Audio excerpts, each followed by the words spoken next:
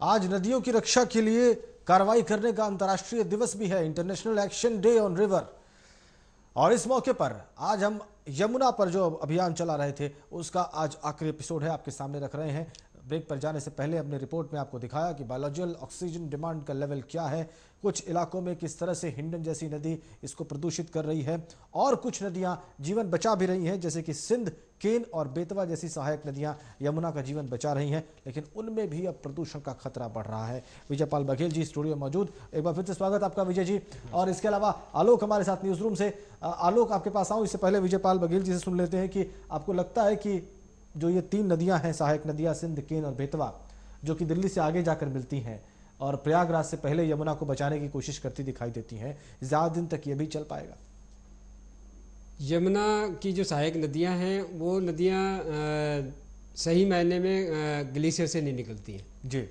वो नदियां पहाड़ों से निकलती हैं और उसके किनारे कोई शहर ऐसा कोई प्रदूषित ज़्यादा प्रदूषण फैलाने वाला शहर भी नहीं है। चंबल हो, बेतवा हो, सिंध हो, सोन हो, ऊपर जैसे टॉन्स नदी है, टॉन्स नदी में कोई प्रदूषण की भी कोई समस्या नहीं है, लेकिन बीच में जहाँ ज़्यादा डेंसिटी है पॉपुलेशन की, दिल्ली है और एनसीआर के जो क्षेत्र है, हिंडन की हालत बहुत ख़राब है। सहारनपुर, मुजफ्फरनगर, मेरठ, गाजियाबाद और नोएडा के जितने भी इंडस्ट्रियल इफ्लुएंट्स हैं वो हिंडन के माध्यम से यमुना में सीधे डाले जा रहे हैं। जी। अभी जो बड़ी समस्या है उस समस्या के हम अभी मूल में नहीं पहुँचे हैं।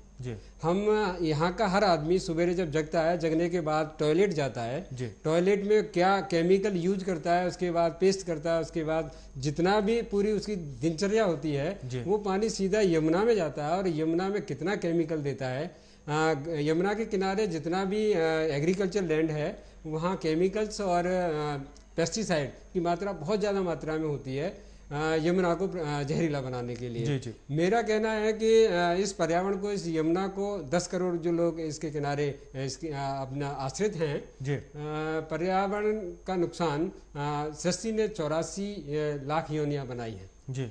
मैं कहता हूँ कि 83,99,999 योनियों में से किसी ने भी किसी नदी को, किसी पर्यावरण को, किसी तरह का कोई नुकसान नहीं किया है। केवल एकमात्र योनि है जिसने पूरी सृष्टि को अपने हाथ में लेने की कोशिश की है और विनाशकारी जो लीला खुद रचा है वो केवल मानव है। हो सकता है, मेरा मानना है कि सृष्टि की अगर कोई भूल है तो सबसे बड़ी भूल है कि इस विवेकशील मानव के रूप में जो जीव यहाँ धरती पर दिया है।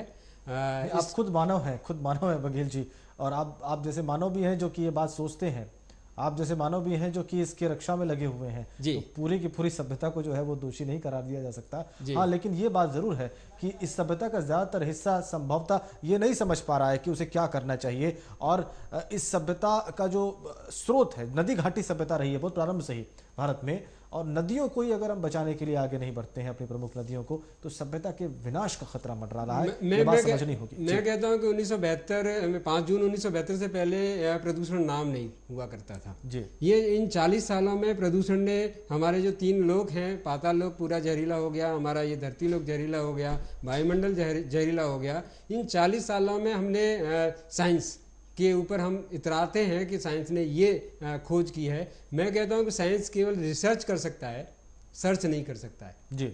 सर्च प्रकृति को चलाती है, प्रकृति ने पूरे कई युग निकल गए, हजारों लाखों साल निकल गए, सब चीज़ जोगी तो थी, यमुना भी जोगी तो थी, लेकिन अभी ये 90 के बाद के जो दशक है, इन दशकों में यमुना की जो हालत खराब हुई है उसमें संवेदनहीनता आदमी के अंदर आई है। जी। और यहाँ का आदमी मैं अभी ठीक हूँ, ठीक है, इसके बाद कल क्या होगा कोई पता नहीं। हम आगे आने वाली पीढ़ी को क्या छोड़ के जा रहे हैं इसके बारे में बिल्कुल नहीं सोच रहा है। बिल्कुल, और ये बात हमें सोचनी होगी, हमारे पास विकल्प ज्यादा नहीं बचे हैं। आलोक, बायोलॉजिकल ऑक्सीजन डिमांड का विषय आपने अपनी रिपोर्ट में उठाया है। बायोलॉजिकल ऑक्सीजन डिमांड का स्तर ये बताता है किसी भी पानी के अंदर कि वो पानी कितना शुद्ध है, कितना प्रदूषण रहित है। जब आप दिल्ली के तमाम इलाकों में यमुना के तट का निरीक्षण कर रहे थे, आप रिपोर्ट बना रहे थे, उस वक्त क्या आपकी किसी दिल्ली के किसी पर्यावरण अधिकारी से बात हुई, पर्यावरण विभाग के व्यक्ति से बात हुई, और क्या उससे आपने पूछा कि बायोलॉजिकल ऑक्सीजन डिमांड का स्तर दिल्ली में इतना कम क्यों है?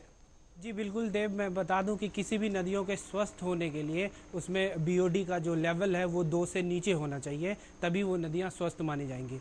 और मैं आपको बता दूं कि लगभग 1 साल पहले ये रिपोर्ट आई थी कि आगरा के पास बहुत सी मछलियां, बहुत से जलीय जीव मारे गए थे, क्योंकि वहाँ पे बीओडी का स्तर जो है, हमने अपनी रिपोर्ट में भी दिखाया कि वहाँ पे जो स्तर है बीओडी का वो 30 के आसपास है। तो निश्चित तौर पर सबसे पहले जब मैं रिपोर्टिंग कर रहा था तो मेरी बात हुई है पर्यावरणविद से, तो मैंने उनसे सीधा ही पूछा कि आखिर ये क्या कारण है, क्यों जो नदियों में ऑक्सीजन का जो ये लेवल है ये ज़्यादा हो रहा है। तो उन्होंने कहा कि निश्चित तौर पर इसमें सबसे बड़ी जिम्मेदारी जो हम पॉलीथीन बैग्स यूज़ कर रहे हैं। और मैं आपको बता दूं कि अभी सुप्रीम कोर्ट ने एमसीडी को फटकार लगाई थी, क्योंकि एमसीडी अपने जो कूड़ा घर है वहाँ से कूड़ा उठा के सीधे यमुना के किनारे जाके उसे फेंक देते हैं। तो निश्चित तौर पर उसमें प्लास्टिक का अमाउंट जो है, प्लास्टिक की मात्रा वो ज़्यादा होती है, और धीरे धीरे जो है प्लास्टिक और कुछ केमिकल्स मिल के जो वाटर लेवल है, यानी कि जो डेप्थ है यमुना का, वो धीरे धीरे दिल्ली में कम हो रहा है। तो उसमें जो ऑक्सीजन घुलना चाहिए, ये ऑक्सीजन घुलता कैसे है? तो एटमॉस्फेरिक जो ऑक्सीजन है वही धीरे धीरे जो रिवर के वाटर में घुलता है। तो जब डेप्थ कम हो जाएगा तो निश्चित तौर पर ऑक्सीजन के जो डाइल्यूट होने की प्रक्रिया है, जो प्रोसेस है, उस पर फ़र्क आया है। इसलिए दिल्ली के आसपास और यहाँ तक कि अगर आगरा तक बात करें हम, तो आगरा तक ऑक्सीजन जो ऑक्सीजन का अमाउंट है वो इसलिए कम हुआ है। देव बिल्कुल। विजयपाल जी, क्या ये बात आम लोगों को पता नहीं है? जो बायोलॉजिकल ऑक्सीजन डिमांड का जो तकनीकी फैक्टर है, ये बहुत सर्वसाधारण को पता नहीं है। हमें पता है जो इस विषय का अध्ययन कर रहे हैं या हम जिस विषय पर बात कर रहे हैं। आप ये बताइए कि बायोलॉजिकल ऑक्सीजन डिमांड का जो स्तर है, जो 2 होना चाहिए अच्छे जल के लिए, ये तो बहुत ज़्यादा, इससे 17, 18, 30, 31, क्या ये मुमकिन भी है कि ये 2 के आसपास आ पाए? नहीं, बिल्कुल आता है। जो हमारा ग्राउंड वाटर है, इसमें अगर पीने का जो पानी है उसका पीएच वैल्यू मापेंगे, उसकी टर्बिडिटी मापेंगे, उसकी बीओडी और सीओडी नापेंगे, तो वो सरफेस वाटर से बहुत अच्छी होती है। इसमें हम जो सीवेज गार्बेज इसमें मिला रहे हैं, इसमें इंडस्ट्रियल इफ्लुएंट हम इसमें मिला रहे हैं, इसमें हम केमिकल, जो घरों से निकलने वाला जो केमिकल है उसको हम जो मिला रहे हैं, उससे बीओडी का बढ़ना स्वाभाविक है। और बीओडी बढ़ने से उसकी जो डिजॉल्व ऑक्सीजन है पानी के अंदर की, वो जल जिसे जीवित रहते हैं, डिजॉल्व ऑक्सीजन की मात्रा बहुत कम है। यमुना, मैं कहूँगा तो यमुना बहुत पहले 10 साल पहले मर चुकी थी, 20 साल पहले मर चुकी थी, क्योंकि इसमें जो पानी है केवल सीवर का पानी है जी। और सीवर का पानी में बीओडी ज़्यादा होती है, सीवर के पानी में सीओडी ज़्यादा होती है। इसके जो मानक हैं, मानकों से 10 गुना 20 गुना ज़्यादा होता है। ठीक है, आप कह रहे हैं 20 साल पहले यमुना की मौत हो चुकी है और आज समय आ गया है कि इसे पुनर्जीवित किया जाए।